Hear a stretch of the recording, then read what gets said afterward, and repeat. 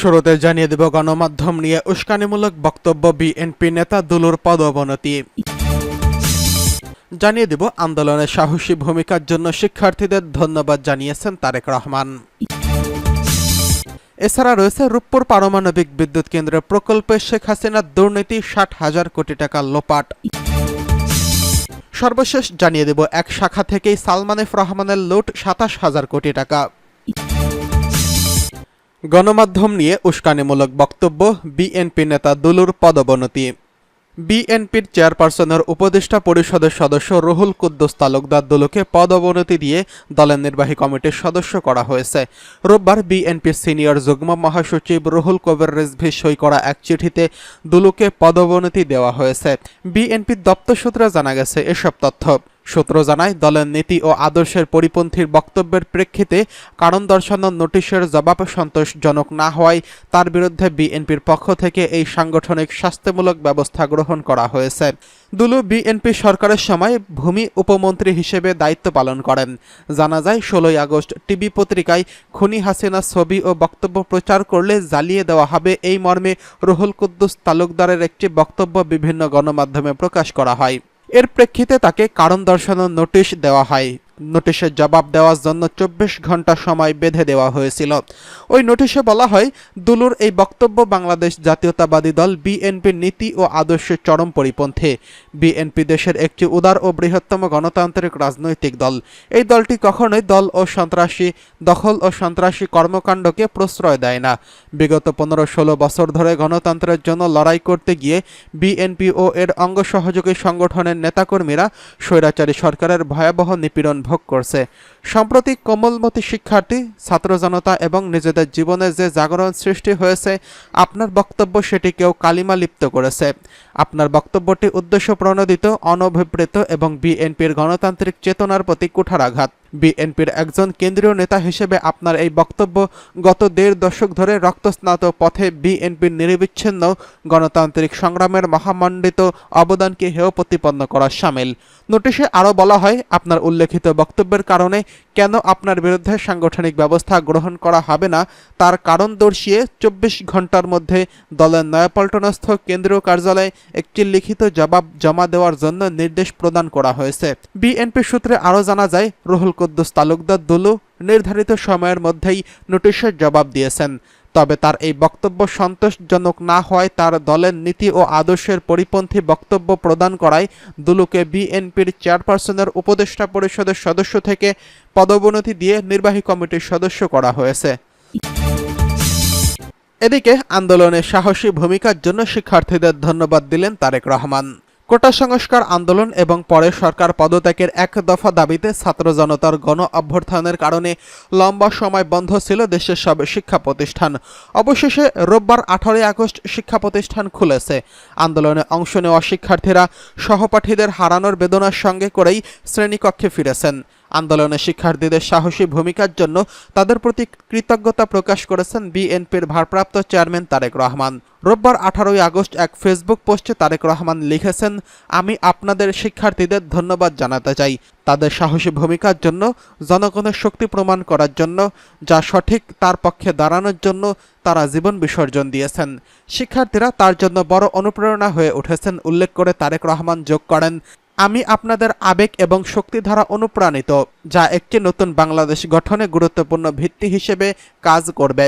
আন্দোলনের পর শিক্ষার্থীদের ট্রাফিক ব্যবস্থাপনা এবং দেয়াল লিখনের প্রশংসা করেছেন বিএনপি চেয়ারপারসন তারেক রহমান। ভবিষ্যতে বিএনপি সামাজিক পরিবেশগত জনকল্যাণমূলক কর্মকাণ্ডে দেশের তরুণদের সঙ্গে মিলেমিশে কাজ করবে উল্লেখ করে তিনি বলেন, আসুন সবাই মিলে সহিংসু এবং প্রগতিশীল বাংলাদেশ গড়ার চেষ্টা করি, যেখানে রাজনৈতিক পরিচয়, ধর্ম ও সম্পর্কের ঊর্ধ্বে সবাই মানুষ সমান সুযোগ, মর্যাদা এবং বিচার পাবেন। এদিকে রূপপুর পারমাণবিক বিদ্যুৎ প্রকল্পে শেখ হাসিনার দুর্নীতি ৬০,০০০ কোটি টাকা লুটপাট। বাংলাদেশে ক্ষমতাচ্যুত প্রধানমন্ত্রী শেখ হাসিনা, তার ছেলে সজীব ওয়াজেদ জয় এবং তার ভাগ্নি টিউলিপ সিদ্দিক মালয়েশিয়া ব্যাংকের মাধ্যমে রূপপুর পারমাণবিক বিদ্যুৎ কেন্দ্রে ৫ বিলিয়ন বা ৫০০ কোটি ডলার, যা বাংলাদেশি মুদ্রায় ৬০,০০০ কোটি টাকা লোপাট করেছেন।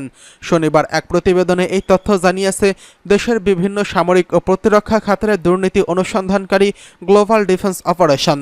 আউটস্টেট Bangladesh prime minister Sheikh Hasina, her son Sajib Wajed Jai and niece Tulip Siddiq embezzled $5 billion from overpriced $12.65 billion Rooppur nuclear power point through Malaysian bank শিরোনামে গ্লোবাল ডিফেন্স কর্পের প্রতিবেদনে বলা হয়েছে, প্রকল্প বাস্তবায়নকারী সংস্থা রাশিয়ার রোসাটম মালয়েশিয়ার ব্যাংকের মাধ্যমে শেখ হাসিনাকে এই অর্থ আত্মসাতের সুযোগ করে দিয়েছে। এতে মধ্যস্থতা করেছেন ছেলে সজীব ওয়াজেদ জয় এবং ভাগ্নি টিউলিপ সিদ্দিক। এতে বলা হয়, বাংলাদেশে রূপপুর পারমাণবিক বিদ্যুৎ কেন্দ্রের দীর্ঘদিনের লালিত স্বপ্ন বাস্তবায়নের কাজ শুরু হয় 2017 সালে। শেখ হাসিনা এই বিদ্যুৎ কেন্দ্রের মূল ভবন নির্মাণের কাজ শুরু করেন। এর বিদ্যুৎ কেন্দ্র অদূর ভবিষ্যতে দেশের বিদ্যুতের 20% সরবরাহ করবে বলে আশা করা হচ্ছে। রূপপুর পারমাণবিক বিদ্যুৎ কেন্দ্রটি দুটি VVER ইউনিট ব্যবহার করে 2024 সালের মধ্যে 2400 মেগাওয়াট বিদ্যুৎ উৎপাদন করতে পারবে বলে ধারণা করা হচ্ছে। এটি অবশ্যই বাংলাদেশের ক্রমবর্ধমান বিদ্যুতের চাহিদা মেটাতে ব্যাপকভাবে সাহায্য করছে। এদিকে এক শাখা ব্যাংকেই সালমান এফ রহমানের লুট 27,000 কোটি টাকা। সাবেক প্রধানমন্ত্রী শেখ হাসিনার বেসরকারি শিল্প ও বিনিয়োগ উপদেষ্টা সালমান এফ রহমান শুধু জনতা ব্যাংকের এক শাখা থেকেই ঋণের নাম করে বের করে নিয়েছেন 27,000 কোটি টাকা। ওই শাখার মোট ঋণের 65%। শাখাটি এখন প্রায় আধামরা অবস্থায় বেঁচে আছে। এই ঋণের অধিকাংশই ছিল বেনামি। পরে বাংলাদেশ ব্যাংক উদ্যোগ নিয়ে বেনামি ঋণগুলো তার নামে সংযুক্ত করেছে। চাঞ্চল্যকর এসব তথ্য বাংলাদেশ ব্যাংকের প্রতিবেদন ও জনতা ব্যাংকের নথি ঘেঁটে পাওয়া গেছে। এ প্রসঙ্গে জানতে চাইলে একজন পুরনো ব্যাংকার যুগান্তরকে বলেন, বেনামি ঋণের জনক ছিলেন সালমান এফ রহমান, যা ধীরে ধীরে পুরো ব্যাংক খাতে ছড়িয়ে পড়েছে। এখন প্রায় সব অসাধু ব্যবসায়ীর বেনামি ঋণ আছে। বেনামি ঋণকে পিতৃ পরিচয়হীন সন্তানের সঙ্গে তুলনা করা হয়। অবৈধ সন্তানের বাবা যেমন খুঁজে পাওয়া যায় না, তেমনি বেনামি ঋণের সুবিধাভোগীদের সাদা চোখে দেখা যায় না। তিনি আরও বলেন, ব্যাংক খাতে লুটপাটের বেশিরভাগই বেনামি ঋণ, অর্থাৎ ঋণ নেন একজন, ভোগ করেন অন্যজন। প্রকৃত সুবিধাভোগী থাকেন সবসময় ধরা ছোঁয়ার বাইরে। বাংলাদেশ ব্যাংকের উচিত সব ধরনের বেনামি ঋণ খুঁজে বের করা, তা না হলে ব্যাংক খাত টিকবে না। বাংলাদেশ ব্যাংক ও জনতা ব্যাংকের প্রতিবেদন অনুযায়ী রাষ্ট্রায়ত্ত জনতা ব্যাংকের লোকাল অফিস থেকে বেক্সিমকোর গ্রুপ এবং গ্রুপ সম্পর্কিত মোট 32টি প্রতিষ্ঠানের নামে 26,000 কোটি টাকা ঋণ নেওয়া হয়েছে। এসব ঋণের বেশিরভাগই নেওয়া হয়েছে 2021, 22 এবং 23 সালের মধ্যে। এর মধ্যে অ্যাডভেঞ্চার গার্মেন্টস 609 কোটি টাকা, অ্যাপোলো অ্যাপারেলস 798 কোটি, আটামুলুপ অ্যাপারেলস 882 কোটি এবং সিবিএল অ্যাপারেলস 892 কোটি, বেক্সিমকো লিমিটেড 2,216 কোটি, বেক্সিমকো PPE 26 কোটি, বেক্সিমকো ফ্যাশনস 936 কোটি, বেক্সিমকো গার্মেন্টস 885 কোটি, কসমোপলিটান অ্যাপারেলস 961 কোটি, কোজি অ্যাপারেলস 906 কোটি, ক্রিসেন্ট ফ্যাশন অ্যান্ড ডিজাইন 1,690 কোটি, এসকপস অ্যাপারেলস 819 কোটি, অ্যাসেস ফ্যাশনস 1,758 কোটি, ইন্টারন্যাশনাল নিটওয়ার এয়ারল্যান্ড অ্যাপারেলস 1,085 কোটি টাকা।